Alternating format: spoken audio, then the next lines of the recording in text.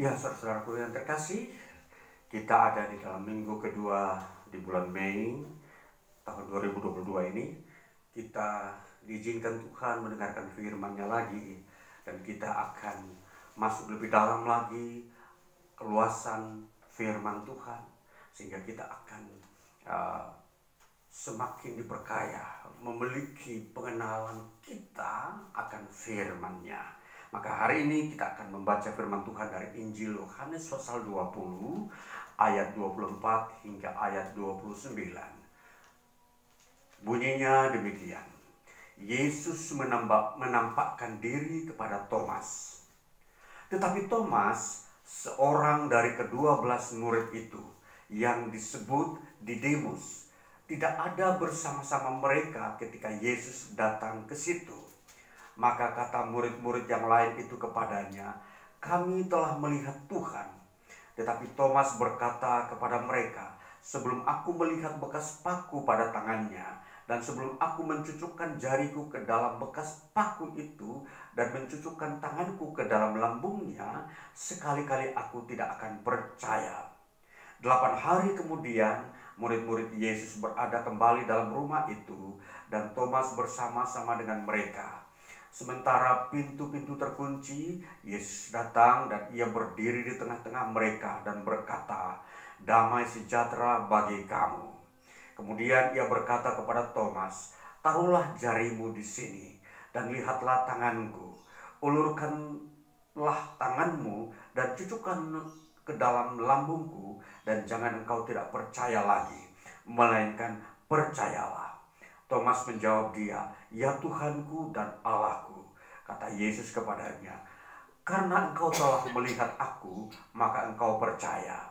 Berbahagialah mereka yang tidak melihat, namun percaya." Sampai demikian jauh bacaan kita di hari ini. Saudara-saudara yang terkasih, tema firman Tuhan hari ini saya angkat dalam bentuk suatu atau kata tunggal yang disebut berbahagia. Kita ingin melihat tema berbahagia ini dalam satu peristiwa kebangkitan Yesus Kristus. Nah, ini kita ada di dalam masa-masa tahun-tahun gereja, perjalanan atau peristiwa di mana Yesus bangkit dari antara orang mati dan menampakkan diri kepada murid-muridnya. Nah, inilah saudara-saudaraku, suatu masa waktu di mana Yesus memperlihatkan dirinya bahwa ia benar-benar bangkit dari antara orang mati.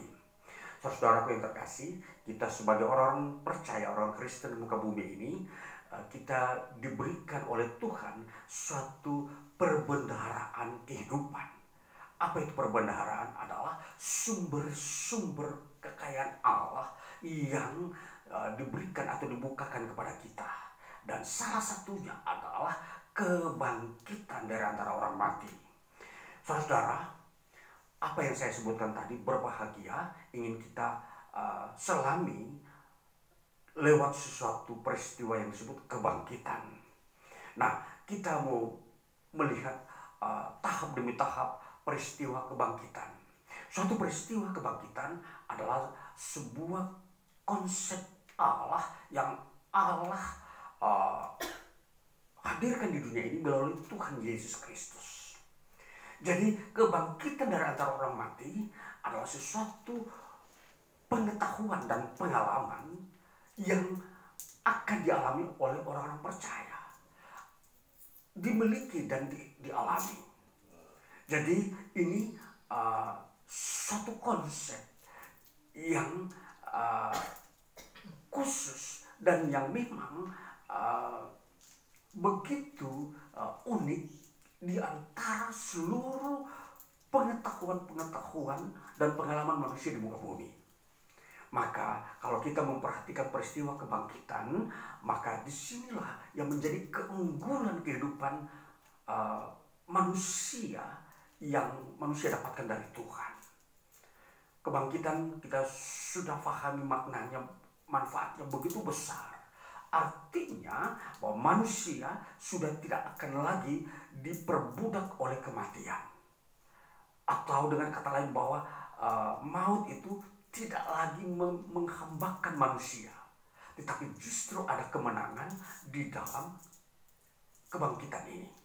Nah, saudara, jadi pemahaman kebangkitan ini kita mengerti di dalam iman Kristen sebagai sesuatu karunia Tuhan, karunia yang terbesar untuk menuntun kita umat manusia di muka bumi ini menjelang kedatangan Kristus Yesus kedua kali.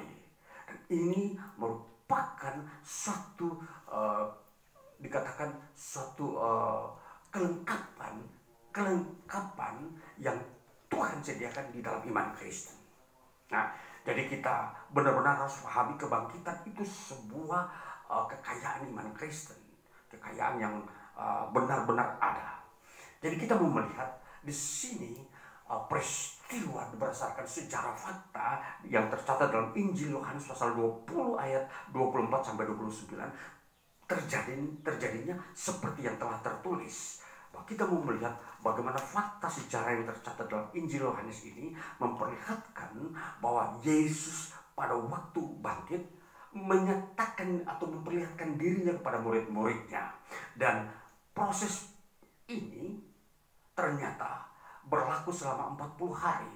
Itulah sebabnya 40 hari ini menjadi sebuah momen penting bagi murid-murid Yesus. Dan di sini dalam antara hari pertama sampai 40 ada pada satu momen dikatakan pada hari dikatakan pada ayat 20 ayat 19, pada hari sudah malam pada hari pertama minggu itu berkumpullah murid-murid Yesus di suatu tempat dengan pintu yang terkunci karena mereka takut kepada orang-orang Yahudi.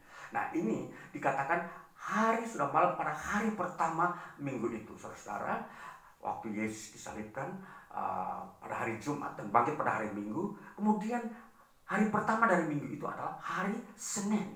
Nah, jadi dikatakan di situ Yesus memperlihatkan diri kepada murid-murid waktu mereka sedang berkumpul di suatu rumah, di mana di situ mereka berada di Yerusalem, di loteng, katakan rumah murid Yesus sendiri yang menempatkan rumah itu atau mempersembahkan rumah itu sebagai tempat tinggal murid-murid Yesus lainnya dan Yesus pada sewaktu selama masih hidup. Dan di situ mereka mengunci pintu itu, dan ternyata ketika hari pertama minggu itu ternyata ada seorang murid tidak hadir, yaitu Thomas. Nah, ketika Thomas tidak hadir, disinilah satu proses tentang pemahaman kebangkitan Yesus ini tidak sama rata. Jadi murid-murid yang lain, yang 10 orang ini berkata kami sudah melihat Yesus bangkit. Tetapi Thomas ini berkata, aku tidak percaya kalau aku tidak melihat langsung. Nah, itulah proses yang terjadi pada pribadi Thomas. Jadi Thomas ini memiliki pengetahuan tentang kebangkitan kalau memang benar-benar Yesus memperlihatkan diri kepada dia. Kalau Yesus memperlihatkan diri kepada murid-murid teman yang lain, dia harus mengalami langsung dengan mata. Jadi itulah sebabnya Thomas menjawab kepada teman-temannya, aku tidak akan percaya kalau aku tidak melihat langsung. Bahkan tanganku aku akan mencucukkan di bekas lubang paku di tangan maupun di lambung yang berlubang itu. Nah, apa yang Thomas sampaikan di depan murid-murid ini bukanlah sesuatu perkataan yang sepi atau biasa-biasa. Yesus mendengarkannya. Dan kemudian di situ terjadi rentan waktu yang tidak lama. Hari pertama kemudian dikatakan di sini pada hari yang ke-8 dikatakan di sini. Tetapi Thomas, seorang dari ke-12 murid itu yang disebut Didimus, tidak ada bersama-sama mereka ketika Yesus datang ke situ. Maka kata murid-murid yang lain kepadanya, Thomas, kami telah melihat Tuhan. Tapi Thomas berkata kepada mereka, sebelum aku melihat bekas paku pada tangannya dan sebelum aku mencucukkan jariku ke dalam bekas paku itu dan mencucukkan tanganku ke dalam lambungnya, sekali-kali aku tidak akan percaya. Ayat 26, 8 hari kemudian murid-murid Yesus berada kembali dalam rumah itu. Dan Thomas bersama-sama dengan mereka. Jadi 8 hari dari hari pertama minggu itu berarti 1 hari kemudian Thomas harus berkumpul dengan mereka. Jadi dengan kata lain, itu baru hari ke 14 dari masa kebangkitan Yesus. Jadi di situ Thomas hadir di rumah itu. Thomas hadir dan Yesus harus memperlihatkan diri kepada Thomas. Nah, Thomas melihat langsung, dan apa kata Yesus? Langsung menjawab tanpa ada basa-basi dan tanpa harus mengulangi sebuah pertanyaan. Langsung Yesus berkata begini, taruhlah jarimu di sini dan lihatlah tanganku. Ulurkanlah tanganmu dan cucukkan ke dalam lambungku, dan jangan engkau tidak percaya lagi, melainkan percayalah. Jadi datanglah Thomas ke posisi di mana Yesus memperlihatkan dirinya dan memperlihatkan tangan yang berlubang paku dan lambungnya yang berlubang ditusuk tombak ketika proses penyaliban. Inilah baru Thomas percaya. Saudara, proses percaya akan kebangkitan Yesus Kristus dari kematian merupakan sesuatu proses yang memang rumit bagi murid-murid ini. Murid-murid bukan orang di luar. Murid-murid sendiri yang sudah selama 3,5 tahun bersama Yesus mendengar pengajarannya. Yesus pernah mengajarkan tentang kebangkitan. Yesus pernah membangkitkan Lazarus. Dan itu sudah dilihat dengan mata mereka. Namun, saudara, ketika peristiwa Yesus bangkit, masih ada proses percaya ini belum sempurna. Itulah sebabnya Yesus meneguhkan apa yang masih bimbang. Jadi di sini masih ada rasio cara berpikir murid-murid, salah satunya Thomas, bahkan beberapa murid lainnya juga ada. Itu oleh karena di sekitar masa kehidupan murid-murid hidup, yaitu di tengah-tengah orang Saduki, masih ada informasi atau pengajaran-pengajaran yang mengajarkan tidak ada kebangkitan.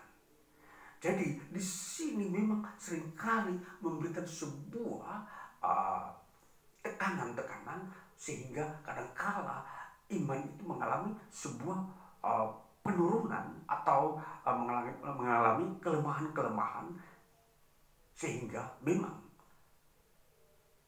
nyata kalau Thomas mengalami hal seperti itu. Di sisi yang lain, masih ada pengajaran-pengajaran lain yang beredar seperti Yunani yang mengajarkan juga bahwa hantu bisa hadir di mana-mana dan bisa mengelabui pengetahuan manusia mengenai peristiwa kebangkitan. Jadi di sini bagaimana pengetahuan iman para rasul untuk memastikan kebangkitan itu secara pasti dan bisa melalui ujian pengetahuan mereka. Dan maka Thomas begitu teliti. Thomas tidak gampangan percaya memang sebelum dia dengan akalnya, bahkan matanya, bahkan inderanya bisa melihat langsung Yesus yang dikatakan bangkit. Inilah kondisi yang terjadi. Nah, jadi ini saudara, apa yang tertulis ini memang itulah keberadaan daripada Thomas. Maka Yesus memperlihatkan hal semua itu yang dibutuhkan Thomas. Lalu kemudian bahkan membuktikan bahwa Thomas percaya. Maka Yesus berkata kepada dia, karena engkau telah melihat aku, maka engkau percaya. Tetapi Yesus melanjutkan lagi, berbahagia mereka yang tidak melihat namun percaya. Nah, disinilah yang kita membahas tentang berbahagia. Nah, saudara yang terkasih, pengalaman Thomas ini itu menjadi sebuah berita yang dimasukkan ke dalam Injil.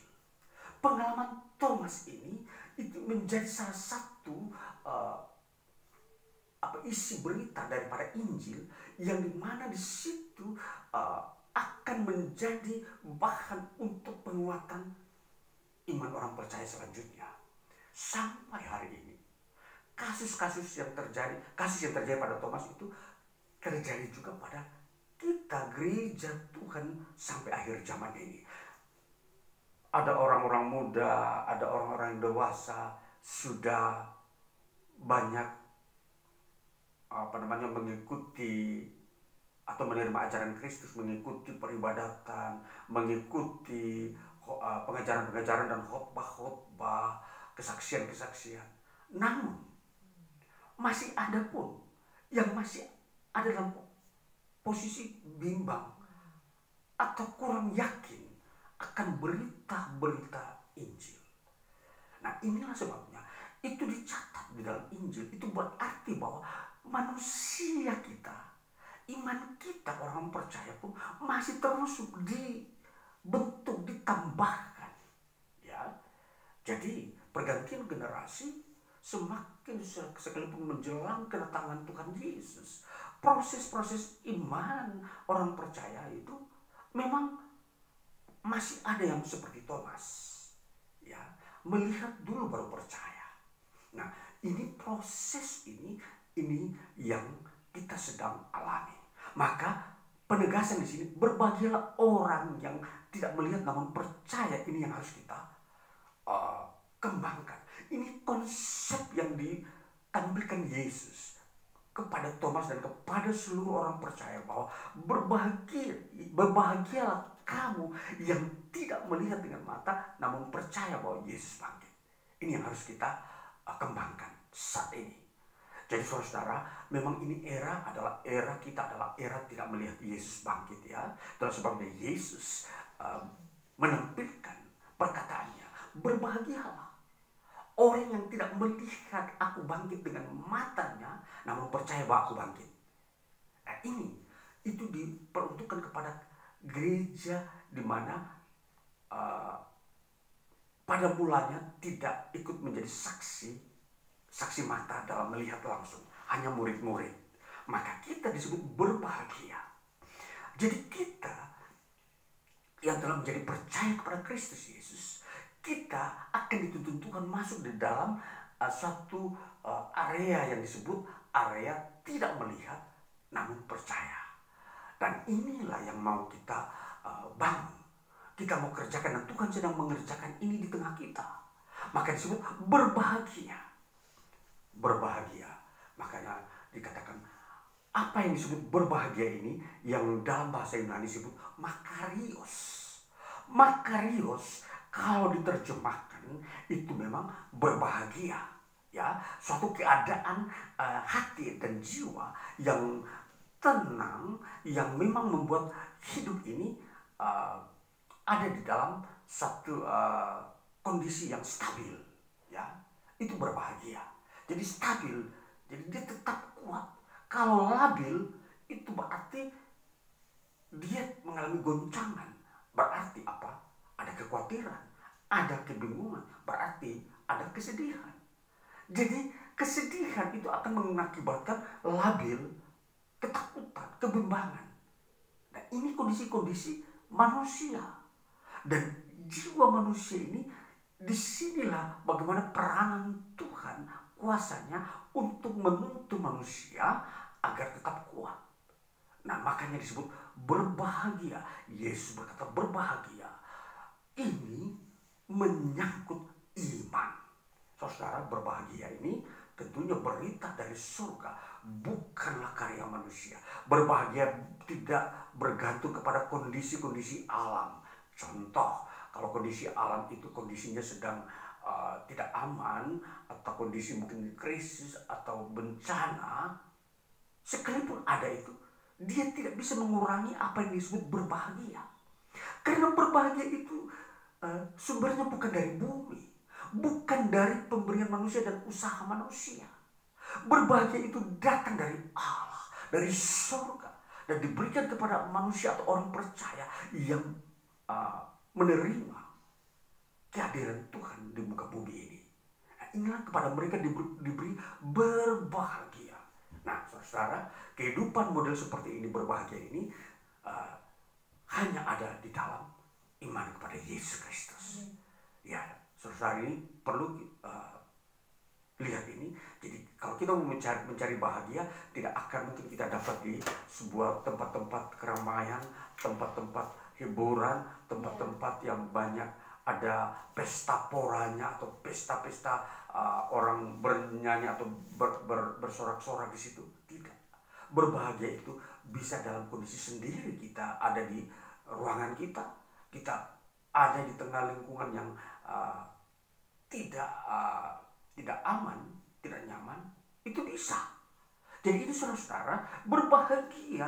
Yesus berkata, berbahagialah kamu yang tidak melihat namun percaya. Kalau kita memperhatikan kata berbahagia ini dalam perjanjian baru ada 50 kali. Betapa diulang-ulangi, dipakai oleh Tuhan. Kata makarios ini 50 kali. Dan kalau kita melihat, kata ini bukan saja berbahagia dalam kondisi keberadaan hidup dan jiwa, tapi itu dikembangkan dalam bentuk diberkati. Jadi orang yang beriman itu diberkati oleh Tuhan. Nah ini yang kita harus pahami. Kalau kita hidup dalam iman, itu diberkati oleh Tuhan. Jadi hanya orang yang beriman saja yang diberkati. Saudara, ini hubungan antara berkat dan iman ini memang itu erat sekali. Tidak bisa berkat Tuhan itu tahu-tahu datang kepada seseorang padahal dia tidak beriman. Itu tidak ada hukumnya. Hukum diberkati itu selalu ada hubungannya dengan iman. Maka kalau kita ingin melihat berkat Tuhan untuk kita, maka perlu iman kita lah yang aktif kepada Yesus Kristus Tuhan. Dialah yang membuka jalan iman ini. Nah, jadi ini saudara-saudara, lalu kemudian dikatakan diberkati itu ada hubungannya dengan keuntungan. Jadi kalau hidup ini hubungannya dengan keuntungan, bukan kerugian. Ya, jadi hidup ini kalau disebut untung berarti dia bertumbuh. Ya, bertumbuh itu berarti akan membuat dia semakin kuat. Nah, makarios ini, kata berbahagia ini mempunyai 3 tingkatan di dalam kita memahaminya. Nah, sehingga kalau kita melihat bahwa hidup iman kita di dunia ini tidak selalu ada dalam satu posisi begini terus. Misalkan contoh, ada orang lahir dari latar belakang keturunan, katakanlah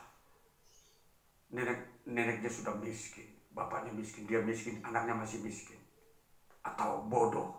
Tidak seperti itu. Diberkati itu artinya kalau neneknya dulu miskin, bapaknya itu naik satu tangga, anaknya naik lebih lagi, maka cucunya naik begitu terus, itu disebut diberkati. Untung. Jadi pemahaman iman Kristen di sini. Jadi percaya kepada Tuhan, saudara tidak akan rugi. Saudara akan mengalami keuntungan. Maka ingat ini baik-baik. Percaya itu mempunyai khasiat yang membawa keuntungan. Diberkati. Dan itu pertanda Tuhan menyertai kita. Tuhan berkenan kepada kita. Maka hiduplah dengan iman, percaya. Kalau ada orang mau mengejar keuntungan dengan akal budinya, dengan kemampuan sendiri, banyak cara dia bisa pergunakan. Bisa saja dengan tipu daya, bisa saja dengan kejahatan, demi keuntungan yang dia punya maksud. Tetapi dia sesungguhnya ditolak Tuhan. Jadi prinsip kebenaran yang kita harus tahu, kita gunakan dengan iman, pasti kita diuntungkan, diberkati oleh Tuhan. Yang memberkati kita Tuhan, bukan manusia. Karena prinsip yang kita pakai adalah prinsipnya Tuhan. Ini kunci-kunci kehidupan iman Kristen. Maka saudara-saudara, apa yang Yesus sampaikan, berbahagialah orang yang tidak melihat namun percaya. Ini perlu kita telusuri dan kita jalani, kita pakai iman. Kita harus percaya bahwa Tuhan itu menyertai kita sesuai dengan janjinya. Tuhan memelihara kita, melepaskan kita dari segala mara bahaya, kejahatan, dan segala macam bentuk kutuk, penyakit, dan bencana di muka bumi. Ini harus punya iman seperti ini. Kalau punya iman ini, pasti engkau mengalami. Ya, jadi berbahagialah orang yang mempunyai iman. Karena walaupun mereka tidak melihat. Nah, itulah yang perlu kita pelajari dari firman Tuhan. Saudaraku yang terkasih, namun kita melihat kata makarios diberkati ini, berbahagia itu mempunyai hubungan kata-kata yang lain. Seperti makarismos itu keadaan diberkati. Makarismos itu kondisi keadaan diberkati. Jadi apa dikatakan makarismos ini, kalau seseorang sudah begitu terbiasa diberkati Tuhan, maka keadaan hidupnya disebut diberkati. Maka ini disebut makarismos. Jadi permulaannya dengan makarios, dia menaik menjadi makarismos. Jadi pemandangan hidup di dalam orang beriman, orang akan selalu melihat berkat Tuhan, berkat Tuhan, berkat Tuhan. Ini disebut makarismos, keadaan diberkati. Nah, jadi dia sudah tidak bisa lagi tidak beriman. Dia tetap kuat di dalam Tuhan. Nah, ini disebut keadaan. Lalu kalau disebut makariso, yaitu orang menyebutnya dia sebagai orang yang diberkati. Jadi ada sebutan. Seperti Abraham adalah bapak orang beriman. Nanti orang yang diberkati maka disebut orang disebut itulah tokoh daripada orang yang diberkati. Itu makariso. Jadi kata Yunani ini sungguh indah. Jadi kalau kita beriman pasti akan menjadi seorang tokoh yang disebut diberkati. Oke? Jadi ini saudara, iman itu dia akan menuntut kita naik menjadi seorang tokoh. Jadi kalau Anda mulai sekarang dari jemaat, Anda tetap tekun di dalam iman. Suatu waktu akan Anda menjadi seorang tokoh yang beriman. Ini prinsip Alkitab. Ajaran Alkitab mengajarkan orang tidak selamanya jadi jemaat. Jadi kalau selamanya, itu berarti dia tidak pernah diajarkan tentang firman Tuhan. Firman Tuhan mengajarkan orang atau jemaat itu supaya selalu naik imannya. Dia semula dia datang hanya mau belajar, atau besok dia menjadi pengajar. Menjadi orang yang dipanuti. Iya, jemaat itu diberkati Tuhan. Sekarang sudah jadi, katakanlah penginjil, majelis, atau naik lagi, bahkan menjadi, bisa jadi pendeta. Jadi pendeta itu datangnya dari mana? Dari jemaat. Saya ini dulu jemaat. Saya jadi pendeta karena iman saya bangun. Tuhan panggil saya. Nah, ini yang disebut diberkati. Makariso. Nah, ini saudara pelajari. Jadi kalau saudara tidak menjadi pendeta, paling tidak saudara mengerti kehendak Tuhan, saudara diberkati. Saudara akan menjadi tua-tua dalam gereja, menjadi orang dipanuti. Ketika saudara tua, orang akan minta nasihat dari saudara.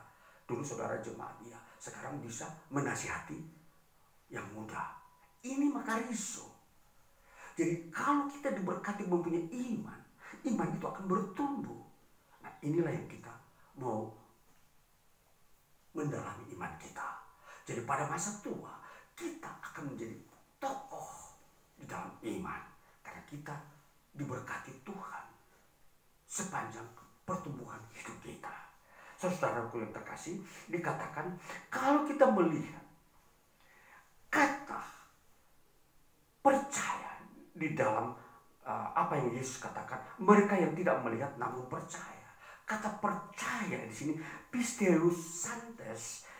Kata yang dipakai ini mempunyai makna di sini auris, ya, aktif, imperatif, plural, dan nominatif. Ada 5 unsur di dalam kata ini. Jadi kata ini kalau disebut pertama auris itu artinya sungguh-sungguh orang yang percaya. Jadi orang kalau masuk dalam golongan percaya orang beriman itu bukan palsu. Dia akan terlihat kesungguhannya. Ya. Jadi tidak ada golongan di sini disebut istilah iman palsu, tidak ada. Jadi yang ada hanyalah iman itu pasti asli. Kalau seorang percaya kepada Yesus Kristus, ini ada unsur kesungguhan dan kepastian dan keaslian. Nah, jadi kata pisteus santes ini ada aurisnya di sini. Kemudian ada aktif, pasti aktif. Orang beriman pasti aktif. Dia akan terus bekerja dan berkreasi di dalam iman itu. Lalu dia sebut imperatif. Karena di dalam iman itu ada perintah-perintah yang harus dijalankan. Ya, jadi ini sesuatu yang sungguh-sungguh bersifat mulia. Lalu dikatakan plural. Iman itu bisa dalam dalam beberapa dimensi, bisa juga dijalani oleh banyak orang. Jadi bukan saja ruang-ruang yang kita akan masuki dengan iman, bukan satu ruang saja. Plural itu jamak, artinya itu ruangan-ruangan yang bisa dimasuki oleh dunia iman itu banyak. Bisa saja dunia pelayanan, dunia pekerjaan, dunia rumah tangga, dunia boleh kata sosial, pemerintahan. Ini iman bisa masuk kalau kamu percaya. Ya, kemudian kita melihat dia bersifat nominatif. Iman itu selalu nominatif, artinya subjek. Iman tidak bisa berdiri pada posisi objek. Ya, atau kalau kita melihat struktur bahasa Yunani, kalau objek itu susunannya itu dikatakan datif, ya. Kalau subjek itu nominatif. Jadi iman, seseorang yang memiliki iman kepada Yesus Kristus ini, iman ini selalu menuntun seseorang untuk memperlihatkan diri, karena dia itu subjek. Memperlihatkan diri bahwa Tuhan itu ada. Nah, kita mau perhatikan struktur bahasa Yunani ini sungguh indah. Jadi iman itu tidak bisa palsu. Ya, di dalam Kristus Yesus, seseorang yang percaya kepada Yesus Kristus ini dia akan selalu bertumbuh. Dia selalu bertumbuh, aktif. Nah, ini saudara, berbahagia orang yang tidak melihat namun percaya.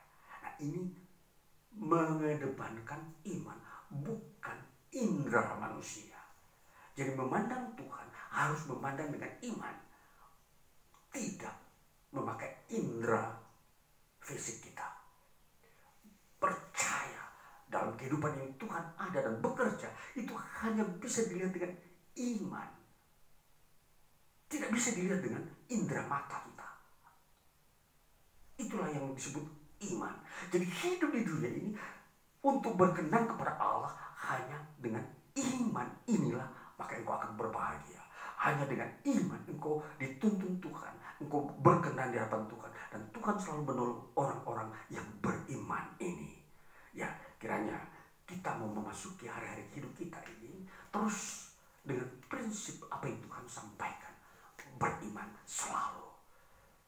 Tidak perlu di lingkungan di luar Anda itu masih banyak orang yang belum masuk ke dalam dunia dimensi iman ini.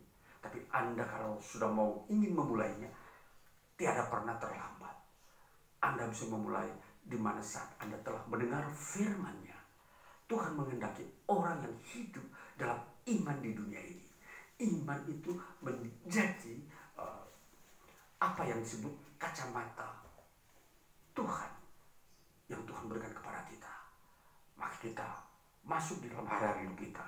Dan ini bagian firman Tuhan bagi kita di masa-masa kita sedang merayakan hari kebangkitan Yesus dari antara orang mati. Ya, Tuhan Yesus memberkati kita. Haleluya. Mari kita masuk dalam doa syafaat kita.